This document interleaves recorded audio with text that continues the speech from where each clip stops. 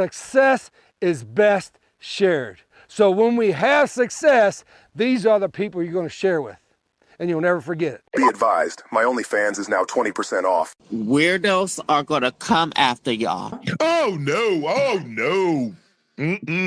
Oh, I don't know who told you that.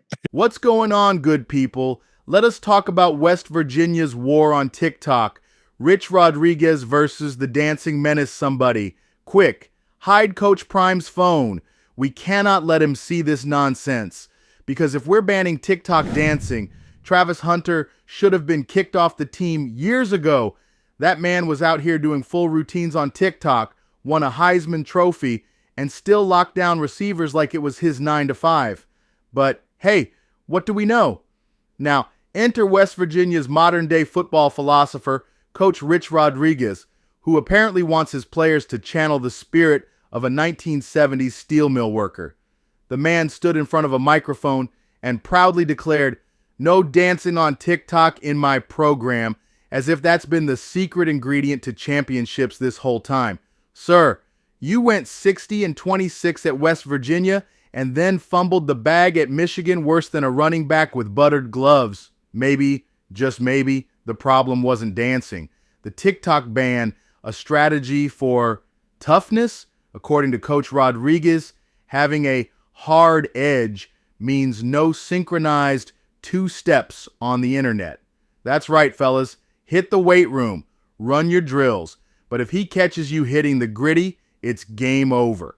Forget film study or proper tackling technique, because nothing says elite football program like policing footwork outside of practice. And let's be honest, if banning dancing won titles, Alabama would have a 100-year losing streak.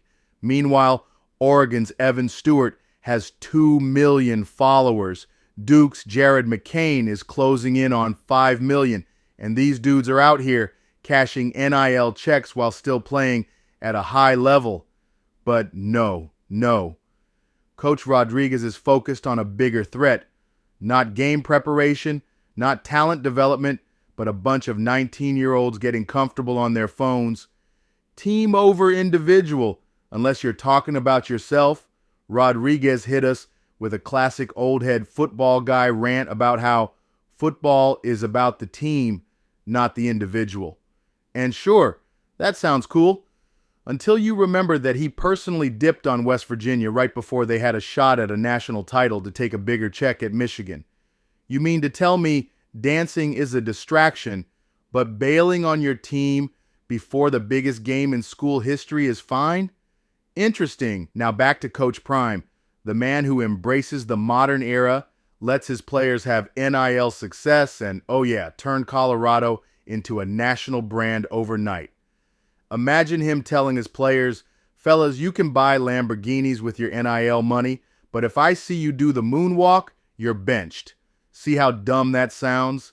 Coach Prime understands that letting players show personality doesn't take away from football. It enhances it. That's why guys want to play for him. That's why he lands recruits that West Virginia fans can only dream about. Coach Rich, maybe worry about winning first. West Virginia has had 1 winning season since 2018, and Coach Rodriguez thinks TikTok dancing is the problem. Sir, maybe you should worry about getting over 7 wins before you worry about the Dougie. If banning dancing really changed the game, why stop there? Ban smiling, ban high fives, ban fun entirely.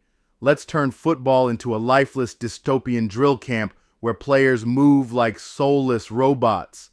That'll definitely work. But hey, in 20 years, if these kids are in the basement eating Cheetos watching TikTok, at least they'll have a few million NIL dollars in the bank, unlike the ones who spent 4 years at West Virginia learning how not to dance. Now excuse me while I go watch Travis Hunter hit the gritty with a Heisman Trophy in his hands.